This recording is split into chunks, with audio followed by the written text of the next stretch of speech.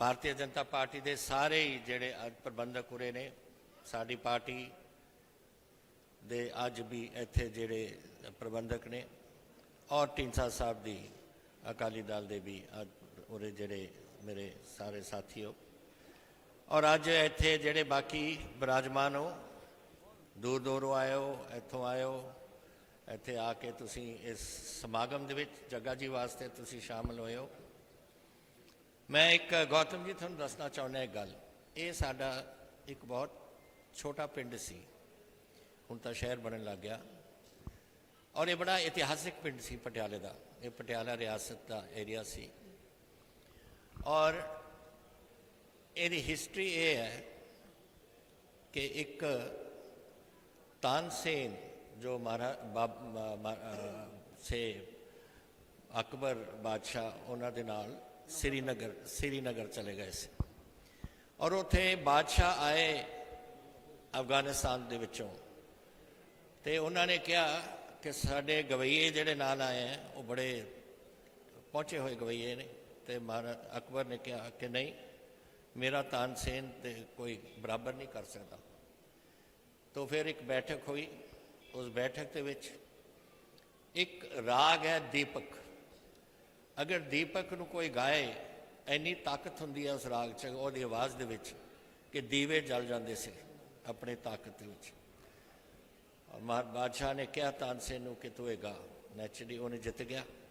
लेकिन ये नहीं पता सी बादशाह नूं कि जिहड़ा दीपक गांदा है अगर वो अच्छी तरह गाए और दीवे जल पैन तो फिर वो गले दे विच अग लग जाती है और वो बच नहीं सकता।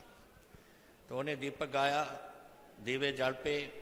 अगले दिन उन्हें कहा बादशाह नूं कि मैं आगरा जाके मरना चाहता। कहते क्यों? क्योंकि कहते राग का यह है यदी ताकत कि जदों ताई कोई राग मल्हार नहीं गाँदा जिहदे नाल बारिश नहीं पैंदी उहदे नाल उदों ताई मैं बच नहीं सकता। तो मैनू इत्थे कोई लगता नहीं कि कोई मल्हार गाने वाला है, तो मैं आगरा जाके मरना चाहना। आए उतों चले श्रीनगर तो एक छोटे जे पिंड कोल पहुँचे जिहड़ी इत्थे सी और उत्थे खूह सी, खूह दे नाल पिपल सी। तो पिपल दे ना कोल थोड़ी जी उन्होंने आराम किया, पानी पीता। तो एक इत्थे बीबी रहिंदी सी, उन्होंने पता लग्या कि बहुत महान एक शख्सियत आई है तानसेन और उन्हें वो भी गान दे शौक बहुत रखती सी। वो गई उस खूह ते और उन्होंने मिलन वास्ते। तो जब उन्होंने पता कि कारण की है उन्हें राग मल्हार गाया और उस राग मल्हार नाल बारिश पई और तानसेन ठीक हो गए। वो पिंड आ जड़ा बनूड़ है उन्हों का बीबी का नाम सी माई बन्नो, बनू माई बन्नो। तो ये छोटा पिंड का नाम पे और हुण बढ़ता जा रहा। मैं इसलिए थोनू दस रहा कि जदों ताईं अपने इतिहास नूं नहीं असीं जानते अगे नहीं आपां कोई भी मुल्क बन सकता। ये जरूरी है। हिंदुस्तान का एक बहुत अहम बहुत गूढ़ा एक इतिहास है। उपनिषदां तो पता नहीं 5000-6000 साल तो ये चलता आया है और हुण एक मौका मिले है। पहला तो मुगलों का राज रहा, फिर रहा अंग्रेज़ों का राज, कि हुण खुद मुख्तियारी आ गई, साढ़े हाथों दे विच आ गई। और हुण साडी ड्यूटी बनती है कि अपने देश नूं तगड़ा करो, अपने देश की सुरक्षा करिए और उस देश नूं फिर अगे लैके जाइए। क्योंकि इत्थे मैं आप ही थोनू बनूड़ का दस रहा, जदों मैं सियासत शुरू की 60 साल हो गए ने, उदों एक एडा जिहा पिंड सी। सिर्फ असी जाते से माई बन्नो दे खूह ते उत्थे मत्था टेकते से, गुरुद्वारा साहब दे कोल असी जाते से और 5-10 दुकानां हुंदियां से, घर हुंदे से। देखो तो शहर ही शहर बनन लग गया। मैं हुण सनौर तो आ रहा, पटियाला सनौर एक ही बन गया। ये भी इत्थे ही जा रहा हुण राजपुरा और ये सारे एक ही लाइन चंडीगढ़ तक सारा एक बन जाना। उधरों मेरे पिंड हुंदे से, पहला पिंड जदों मैं लड़िया लालड़ू तो शुरू हो के जीरकपुर तक आउंदा सी। लालड़ू की सी कुछ नहीं, ये तो अद्धा क शहर टीन का शैड सी, 2-4 दुकानां सीआं। मुबारकपुर कुछ भी नहीं, थोड़ा रेफ्यूजी का कैंप सी। डेरा बस ही 2-4 दुकानां बस अड्डे ते ਜ਼ੀਰਕਪੁਰ ਦਾ ਜਿੱਥੇ ਪਟਿਆਲੇ ਨੂੰ ਸੜਕ ਮੁੜਦੀ ਸੀ ਉੱਥੇ ਇੱਕ ਦੋ ਢਾਬੇ, ਔਰ ਇਹ ਵੱਧ ਰਿਹਾ ਹੈ। ਇਸ ਕਰਕੇ ਸਾਡੀ ਡਿਊਟੀ ਬਣਦੀ ਹੈ ਕਿ ਇੱਕ ਅੱਛੀ ਹਕੂਮਤ ਲਿਆਈਏ ਜਿਹੜੇ ਆਪਣੇ ਪੰਜਾਬ ਨੂੰ ਮਜ਼ਬੂਤ ਕਰੇ ਆਰਥਿਕ ਤੌਰ 'ਤੇ ਔਰ ਅੱਗੇ ਲੈ ਕੇ ਜਾਈਏ, ਤਾਂ ਕਿ ਇਹ ਬੱਚੇ ਜਿਹੜੇ ਹੁਣ ਮੇਰੇ ਤੋਂ ਹਾਕੀ ਲੈ ਕੇ ਗਏ ਨੇ ਇਹਨਾਂ ਦਾ ਭਵਿੱਖ ਕੀ ਬਣੂਗਾ ਅਗਰ ਆਪਾਂ ਤਕੜੇ ਨਹੀਂ ਹੋਵਾਂਗੇ। ਇਹਨਾਂ ਵਾਸਤੇ ਅਸੀਂ ਹਿੰਦੁਸਤਾਨ ਬਣਾਉਣਾ ਔਰ ਡਿਊਟੀ ਬਣਦੀ ਹੈ ਸਾਡੀ। ਸਾਡੇ ਤੁਹਾਡੇ ਤੋਂ ਤੁਸੀਂ ਸਾਰਿਆਂ ਨੇ ਸਾਨੂੰ ਭੇਜਿਆ ਕਿ ਆਪਾਂ ਪੰਜਾਬ ਨੂੰ ਮਜ਼ਬੂਤ ਕਰੀਏ, ਦੇਸ਼ ਨੂੰ ਮਜ਼ਬੂਤ ਕਰੀਏ, ਦੇਸ਼ ਦੀ ਰੱਖਿਆ ਕਰੀਏ। ਮੇਰੇ ਕੋਲ ਬਾਰਡਰ ਹੈ ਇੱਕ, ਪਠਾਨਕੋਟ ਤੋਂ ਲੈ ਕੇ ਫਾਜ਼ਿਲਕਾ 600 ਕਿਲੋਮੀਟਰ। ਜਿਸ ਤਰੀਕੇ ਨਾਲ ਇੱਥੇ ਪਾਕਿਸਤਾਨੀ ਗੜਬੜ ਕਰ ਰਹੇ ਨੇ, ਇਸ ਵੇਲੇ ਡਰੋਨ ਭੇਜਦੇ ਨੇ, ਹਥਿਆਰ ਭੇਜਦੇ ਨੇ, ਅਸਲਾ ਭੇਜਦੇ ਨੇ, ਐਕਸਪਲੋਸਿਵ ਭੇਜਦੇ ਨੇ। ਕਿਉਂ, ਕਿਸ ਵਾਸਤੇ ਭੇਜ ਰਹੇ ਨੇ? ਔਰ ਸਾਡੇ ਨਾਲ ਝਗੜਾ, ਹਰ ਵੇਲੇ ਪੰਜਾਬ ਦੇ ਨਾਲ ਝਗੜਾ। ਔਰ ਇੱਥੇ ਇਹੋ ਜਿਹੇ ਲੀਡਰ ਨੇ ਸਿੱਧੂ ਵਰਗੇ ਜਿਹੜੇ ਜਾ ਕੇ ਉਹਨਾਂ ਨੂੰ ਜੱਫੀਆਂ ਪਾਉਂਦੇ ਨੇ। ਮੈਂ ਪੁੱਛਿਆ ਉਹਨੂੰ, ਮੈਂ ਕਿਹਾ ਤੈਨੂੰ ਇੰਨੇ ਨਹੀਂ ਪਤਾ ਕਿ ਸਾਡੇ ਪੰਜਾਬ ਦੇ ਸਿਪਾਹੀ ਫੌਜ ਦੇ ਵਿੱਚ ਮੇਰੇ ਹੁੰਦੇ ਸਾਢੇ 4 ਸਾਲ 'ਚ 83 ਜਵਾਨ ਸਾਡੇ ਸ਼ਹੀਦ ਹੋਏ ਨੇ। ਕਿਹਨਾਂ ਨੇ ਕੀਤੇ ਸ਼ਹੀਦ? ਪਾਕਿਸਤਾਨ ਦੇ ਬਾਰਡਰ 'ਤੇ। ਉਹ ਤਾਂ ਚੀਨ ਵੀ ਮਰੇ ਸੀ, ਲੇਕਿਨ ਪਾਕਿਸਤਾਨ ਦੇ ਬਾਰਡਰ 'ਤੇ 83। ਮੈਨੂੰ ਇਸ ਲਈ ਪਤਾ ਹੈ ਕਿਉਂਕਿ ਹਰ ਪਰਿਵਾਰ ਜਿਹੜਾ ਸ਼ਹੀਦ ਹੁੰਦਾ ਉਹਨਾਂ ਦੇ ਮਦਦ ਵਾਸਤੇ ਮੈਂ 5 ਲੱਖ ਰੁਪਈਆ ਔਰ ਇੱਕ ਸਰਕਾਰੀ ਨੌਕਰੀ ਉਹਨਾਂ ਨੂੰ, ਉਹਨਾਂ ਦੇ ਕਿਸੇ ਜੀ ਨੂੰ ਮੈਂ ਦਿੰਦਾ ਸੀ। ਤਾਂ ਮੈਨੂੰ ਪਤਾ 83 ਬੰਦੇ। ਔਰ ਉਹ ਬੰਦੇ ਜਿਹੜਾ ਜਨਰਲ ਜਾਵੇਦ ਹੈ ਜਿਹੜਾ ਹੁਕਮ ਦਿੰਦਾ ਹੈ ਫੌਜ ਨੂੰ, ਜਾਂ ਜਿਹੜਾ ਇਮਰਾਨ ਖਾਨ ਹੈ ਜਿਹੜੀ ਸਾਰੀ ਸਰਕਾਰ ਚਲਾ ਕੇ ਕਰਾ ਰਿਹਾ ਹੈ, ਤੁਹਾਡਾ ਖਿਆਲ ਉਹ ਜ਼ਿਆਦਾ ਉਹਨਾਂ 'ਤੇ ਦੋਸ਼ ਜ਼ਿਆਦਾ ਜਾਂ ਜਿਹੜਾ ਸਿਪਾਹੀ ਗੋਲੀ ਚਲਾਉਂਦਾ ਹੈ?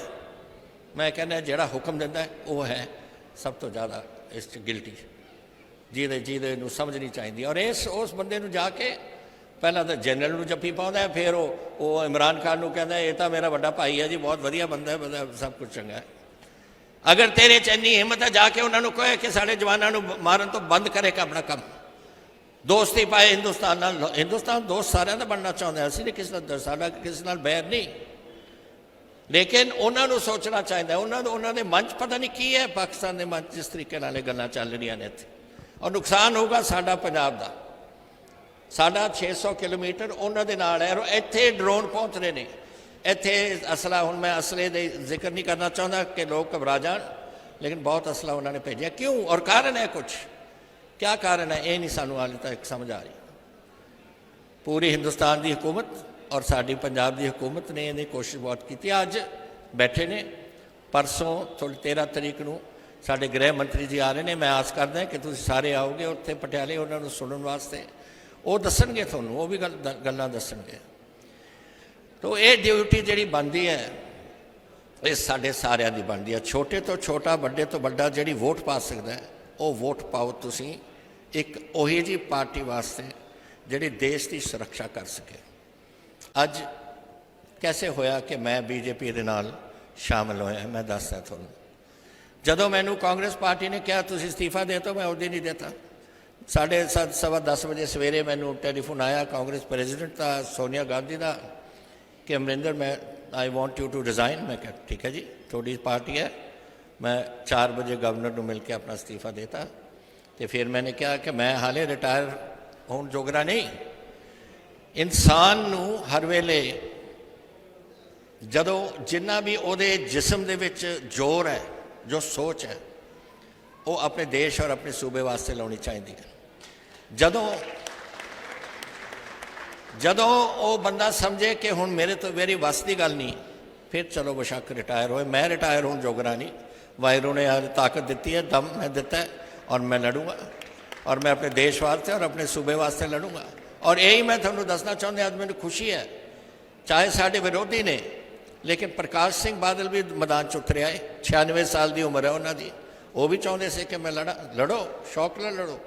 ਕੀ ਤੁਸੀਂ ਪ੍ਰੋਗਰਾਮ ਦਿੰਦੇ ਹੋ ਉਹ ਲੋਕਾਂ ਦੇ ਮਨ ਹੈ, ਉਹ ਮੰਨਣ ਜਾਂ ਨਾ ਮੰਨਣ। ਇੱਥੇ ਹੀ ਮੈਨੂੰ ਯਾਦ ਹੈ, ਹੁਣ ਕੁਝ ਜ਼ਮਾਨਾ ਕੁਝ ਇਹੋ ਜਿਹਾ ਬਣ ਗਿਆ, ਲੇਕਿਨ ਜਦੋਂ ਮੈਂ ਪਾਰਲੀਮੈਂਟ ਵਿੱਚ ਸੀ 1980, ਤੁਸੀਂ ਭੇਜਿਆ ਸੀ ਮੈਨੂੰ, ਉੱਥੇ ਮੈਂ ਜਦ ਬੈਠਾ, ਅਸੀਂ ਕਦੇ ਵੀ ਸਾਨੂੰ ਪਤਾ ਲੱਗਦਾ ਸੀ ਕਿ ਅਟਲ ਬਿਹਾਰੀ ਵਾਜਪਾਈ ਜੀ ਅੱਜ ਬੋਲਣ ਲੱਗੇ ਨੇ, ਸਾਰਾ ਸੈਂਟਰਲ ਹਾਲ ਖਾਲੀ ਹੋ ਕੇ ਅਸੀਂ ਅੰਦਰ ਪਹੁੰਚ ਜਾਂਦੇ ਸੀ ਉਹਨਾਂ ਨੂੰ ਸੁਣਨ ਵਾਸਤੇ। ਬਹੁਤ ਮਹਾਨ ਸੀ ਜਿਸ ਤਰੀਕੇ ਨਾਲ ਬੰਦੇ। ਮੇਰੀ ਖੁਸ਼ਕਿਸਮਤੀ ਕਿ ਮੇਰੇ ਪ੍ਰਧਾਨ ਮੰਤਰੀ ਰਹੇ ਜਦੋਂ ਮੈਂ ਮੁੱਖ ਮੰਤਰੀ ਸੀ ਪਹਿਲੀ ਵਾਰ। ਬੜਾ ਪਿਆਰ ਰਿਹਾ ਸਾਡਾ।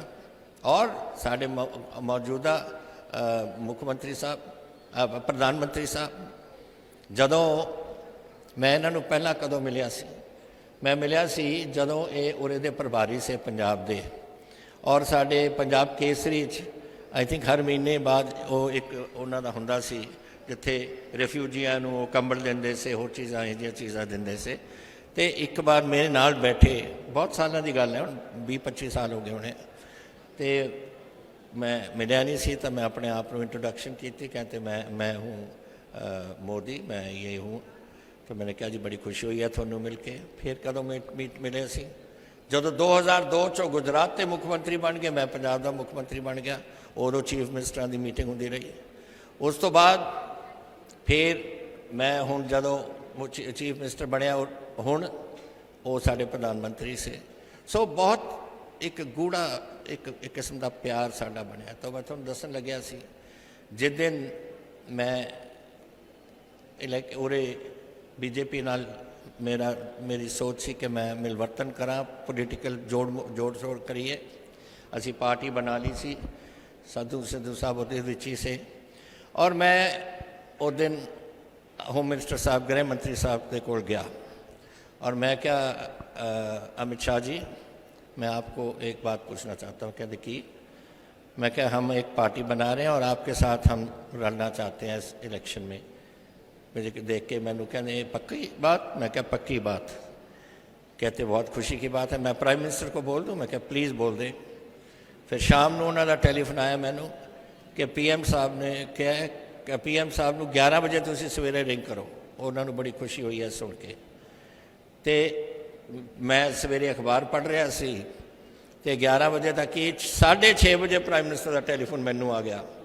तो मैनू कहते कैप्टन साहब, अमित जी ने मुझे रात ये बताया, मैं तो बहुत खुश हूँ, 20 साल तो बाद असी इकट्ठे हुए हैं, 20 साल तो बाद। तो मैंने कहा जी थैंक यू, बहुत धन्यवाद थोड़ा। नहीं मैं तो आज बहुत ही खुश हूँ। तो ये क्यों? क्योंकि वो भी सोचते से कि साडी पंजाब एक बॉर्डर स्टेट है, और बॉर्डर स्टेट विच ये मजबूती आनी चाहिए, और जेड़े भी इको हम ख्याल ने, इको सोच है उन्होंने इकट्ठे होना चाहिए। और साडी बिल्कुल देश की रक्षा बीजेपी पूरी चाहती है, असी चाहते हैं, ढींडसा साहब चाहते हैं, सारे एक पासे असी हो गए कि आप देश को मजबूत करना है।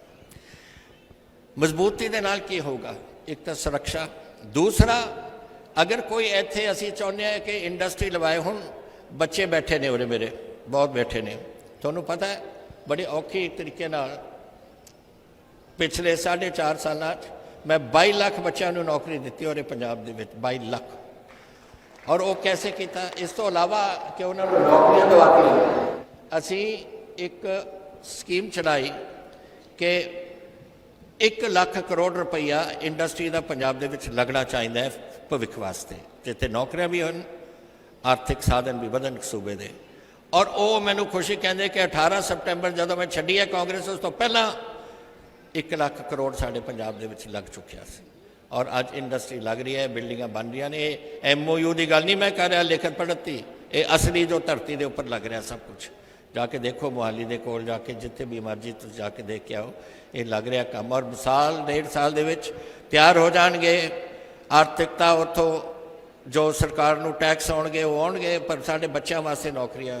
मैं मेरी एक ख्वाहिश है कि अज बच्चे अपने छड्ड के पिंडां नूं अपने मापिआं नूं कहंदे ने किला बेच दिओ, 2 किले बेच दिओ, सानूं टिकट दिओ जी, असीं कैनेडा जाना है, असीं आस्ट्रेलिया जाना है। ये नहीं मैं चाहता। मैं चाहता पंजाब दे विच इन्नी आर्थिकता बढ़े कि वो बच्चे मुड़ के इत्थे होण और साडे पंजाब दे विच काम करन। और ये है जदों कोई कर सकते। रोज़ मैं सुनता है सिद्धू बोलता है, चन्नी बोलता है, पता नहीं होर सारे बोली जाते हैं, इन्होंने पता तो होंदा नहीं कुछ, बोलने की इन्होंने आदत है। और बोली जाते हैं कि ये तो जी इत्थे दा अमरिंदर सिंह और BJP ये सरकार तो पहला ही बनाई बैठे से इत्थे। मैं तुहानूं एक गल दसां, कोई सूबे की सरकार नहीं चल सकती जब तक सेंटर की सरकार नाल तुसीं संबंध नहीं रखते। ये समझना सानूं चाहिए। और ये जिहड़ी हुकूमत दे नाल असीं अज मैं मंग के लिती सी, मैं मंग के कहा सी कि मैं इस तुहाडे पार्टी दे नाल आउणा चाहुंदा। तुहानूं पता कितनी देर होएगी? 2 साल तो हुण रह गए इस हुकूमत ते। और अज मैथों लिखा लो 5 साल हो रहे बीजेपी की हुकूमत होएगी दिल्ली दे विच। और अगर 7 साल तो बाद तो वाहिगुरू जाने, मैं पता नहीं होवांगा दुनिया च नहीं होवांगा, लेकिन 7 साल वास्ते आप बीजेपी सरकार देखांगे। और अगर असी ढींडसा साहब की सरकार और उन्होंने हुकूमत और असी उन्होंने दे नाल संपर्क रखांगे तो यह पंजाब का भविख कुछ असी बना सकांगे। ये बगैर असी नहीं कर सकते। साढ़े कोल गुंजाइश नहीं है, साढ़े कोल पैसा नहीं है, पैसा बर्बाद हो चुका बहुत। हुण 111 दिन कहना चन्नी 111 दिन 33,000 करोड़ इन्हें बर्बाद करता, कितने गया? उही सिर्फ अपना बोर्डा के उपर अपने तस्वीर लाउणियां या कुछ होर यह जी गल्लां करनियां, ये नाल हुकूमत नहीं बनती। ये तो कम खराब करने की गल्लां ने। अज पंजाब नूं चाहिए, अज मैं तुहानूं दसदा, अगर वाहिगुरू करे असी हुण साडी हुकूमत बन जाए इत्थे पंजाब दे विच तां पंजाब बचूगा, नहीं पंजाब नहीं बचता। तुहानूं पता है कि अज साडे कोल जद नूं ये नवीं हुकूमत आएगी, महीना ही रह गया हुकूमत आउण नूं, साडे कोल तनख्वाह जोगरे पैसे नहीं है देण नूं अपने लोगां नूं, तो सानू सेंटर की लोड़ बड़ी पैनी है और बीजेपी की हुकूमत है जिहदी साडी लोड़ पैनी है। मैं इसलिए नहीं कह रहा कि असी कोई, मैं थोनू पहला ही तैयारी कर रहा कि थोड़े कोल आवांगे असी पैसे मंगण वास्ते, पर मैं थोनू इसलिए दस रहा क्योंकि ये जदों ताईं आपां सारे नहीं समझते कि पंजाब नूं अगर बढ़ाउणा है, एक तो तुसीं अपने देश नूं मजबूत कर रहे हो, एक तुसीं पाकिस्तान की साहब की सरहद के उपर थोड़ी सरहद है वो मिलती है, और नाले जदों एक सूबा मजबूत होंदा है, इंडस्ट्री आउंदी और बच्चे साडे लग जाते हैं तो बच्चे और सूबे का भविख बनता है। इस करके मैं चाहुंदा कि होवे बीजेपी की सेंटर च रहे सदा और असी इत्थे रहीए रल के, एक कोई साडा अपने सूबे वास्ते अपने काम करिए ना। मैं जानदा कि तुसी बड़ी देर दूर तो आए हो और मैं थोड़ी गल्लां करना चाहता सी। ये साधु साहब मैंने दस रहे ने, ये मैं लिख चुकिया गडकरी साहब नूं। ये साडी एक नवीं सड़क बन रही है कठुआ दिल्ली तक इधरों, और कुछ इत्थे लिंक रोड जिहड़े साइड रोड्स उत्थों आउणगियां, कुछ इत्थे भी अपनी धरती है। इन्हां दे घर इन्हां ने मीटिंग रखी सी कुछ दिन पहला, तो कुछ किसान बनाए से उत्थे पैसों की जमीन की कीमत की गल चली सी, वो मैं लिख चुकिया, गडकरी साहब ने भी लिख चुकिया, सारे प्रबंधकों को लिख चुकिया, और यदा कुछ वो कहते सारे ने मैंने दसिया कि यदा कोई हल कढ़ रहे हैं, कढ़ के फिर असी अपनी जी और ये उन्होंने ये पहली बार नहीं, उधरले पासे भी संगरूर साइड और बरनाला साइड उधर भी यही गल हुई सी, और उदों भी असी गल की थी। तो मैं क्या सारे ये नहीं हो सकता कि आ जी जमीन है, आ जमीन है, ये जमीन 1 लाख किला आह, और इत्थे चक के आ लिख दो ये अद्धे 50,000 रुपए का क्या मतलब लॉजिक है? तो कोई इत्थे गड़बड़ करता है इत्थे पंजाब की सरकार दे विच या कोई जो गड़बड़ होंदी है, गडकरी साहब ने कहा मैं आप परसनली इसको देखांगा कि आ काम ना होवे। और जेड़े लुटमारी है जेड़े जेड़े इत्थे आ ही कर रहे हैं आ सारे चन्नी शन्नी। और मैनू हैरानगी कांग्रेस सी, देखो पार्टियां की अपनी अपनी सोच होंदी है, लेकिन जेड़े बंदे ने उहदे घर चों 10 करोड़ रुपया निकलिया, और उत्थे जेड़ा बंदे दे उत्थे लिख के दिता है जिहदे घरों लिखिया है कि जी कुछ तो यह तो रेते का पैसा है, बाकी साडी पोस्टिंग और ट्रांसफर का पैसा है। मतलब कि जिन्हों असी कदे पोस्टिंग ट्रांसफर करते से तो पैसा लैके असी ट्रांसफर करते से, और उस बंदे नूं तुसीं अज कांग्रेस का मुखी बनाया कि वह लड़ाई लऊगा चन्नी सामने रह के। और वो 40 MLA जिन्हां दी लिस्ट है कि ये रेते का गड़बड़ करते से, उन्होंने सारे टिकट देते दोबारा। क्या सोचती है कांग्रेस? लुटनिया दुनिया को खत्म करना है तुसी। मैनू अफसोस है क्योंकि मैं बहुत देर रहा कांग्रेस, मैं रहा पहली इलैक्शन में लड़े हैं 1970 के विच, कितने साल हो गए, लेकिन आ काम नहीं मैं कदे देखा सी जी हुण कांग्रेस जिथे उतरे आई, जिस काम नाल तुसी लुटमार इत्थे करी ये करते हैं। उही आ दूजा जिहड़ा है आ दिल्ली वाला कि नाम है उहदा, केजरीवाल हर बीबी नूं मैं 1000 रुपए दूंगा पंजाब च, भाई तू पहला दिल्ली के बीबियां नूं तां दे दे 1-1 हज़ार रुपए, उत्थे तो दे दे। 3 ਸਾਲ ਦੀ ਉੱਥੇ ਉਹਦੀ ਸਰਕਾਰ 3 ਵਾਰ ਉਹ ਇਲੈਕਟ ਹੋਇਆ ਹੈ। ਕੋਈ ਕਦੇ ਸੋਚਿਆ ਕਿ ਕਿਸੇ ਬੀਬੀ ਨੂੰ ਮੈਂ ਮਿਨਿਸਟਰ ਬਣਾ ਦਾਂ? ਕੋਈ ਮਿਨਿਸਟਰ ਤਾਂ ਬਣਾ ਦਿੰਦਾ ਉੱਥੇ। ਇਹ ਜਿਹੜੀਆਂ ਗੱਲਾਂ ਨੇ ਨਾ, ਇਹ ਵੋਟਾਂ ਖਿੱਚਣ ਦੀਆਂ ਗੱਲਾਂ ਨੇ, ਬਸ ਹੋਰ ਕੁਛ ਨਹੀਂ। ਤੁਸੀਂ ਸੋਚਣਾ ਹੈ ਪੰਜਾਬ ਆ ਹੈ ਸਾਡਾ ਸ਼ੇਰ, ਇੱਥੇ ਆਓ ਜੱਗਾ, ਇਹ ਤਗੜਾ ਜੱਗਾ ਮੈਂ ਲਾਇਆ ਇਹਨਾਂ ਨੂੰ ਉਰੇ ਤਾਂ ਕਿ ਹਰਦਿਆਲ ਸਿੰਘ ਨੂੰ ਦੱਬ ਲੈਣ। ਦੱਬ ਲੋਗੇ ਨਾ?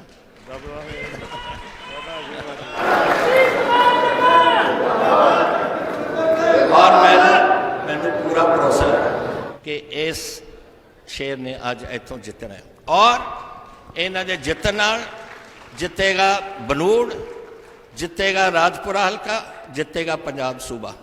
ਔਰ ਮੈਂ ਆਸ ਕਰਦਾ ਕਿ ਤੁਸੀਂ ਇਹ ਹੁਣ ਗੱਲਾਂ ਨੂੰ ਬਾਕੀ ਆਪਾਂ ਛੱਡੀਏ। ਆ ਹਫਤਾ ਰਹਿ ਗਿਆ, ਅਮਿਤ ਸ਼ਾਹ ਜੀ ਆ ਰਹੇ ਨੇ 13 ਨੂੰ, ਜ਼ਰੂਰ ਭੇਜਣਾ ਬੰਦਿਆਂ ਨੂੰ ਸਾਰਿਆਂ ਨੂੰ ਉੱਥੇ ਮਿਲਣ। ਪਰ ਉਸ ਤੋਂ ਇਲਾਵਾ ਹਫਤੇ ਦੇ ਵਿੱਚ ਹੁਣ ਸਿਖਰ ਲੈ ਜਾਓ ਲੜਾਈ ਨੂੰ ਔਰ ਇਹਨਾਂ ਨੂੰ ਤਗੜੇ ਤਰੀਕੇ ਨਾਲ ਜਿਤਾਈਏ ਤਾਂ ਕਿ ਜਿੱਤ ਆਪਣੇ ਸੂਬੇ ਦੀ ਔਰ ਆਪਣੇ ਦੇਸ਼ ਦੀ ਹੋਵੇ। ਬਹੁਤ ਸ਼ੁਕਰੀਆ, ਧੰਨਵਾਦ, ਜੈ ਹਿੰਦ, ਵਾਹਿਗੁਰੂ ਜੀ ਕਾ ਖਾਲਸਾ। महाराज साहब मैं थोड़ा 1 मिनट सिर्फ लेना है। सुखजीत सिंह सुख जेड़े ने सर एमएलए ਦਾ ਇਲੈਕਸ਼ਨ ਲੜੇ ਸੀਗੇ ਆਜ਼ਾਦ ਇਹਦੇ हाँ बहुत अच्छे परिवार ने।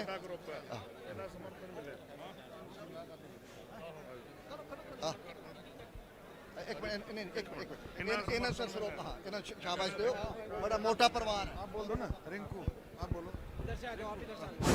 रिंकू मंडल अध्यक्ष हैप्पी जी का सभी हमारे पार्टी के कार्यकर्ताओं का तहे दिल से धन्यवाद।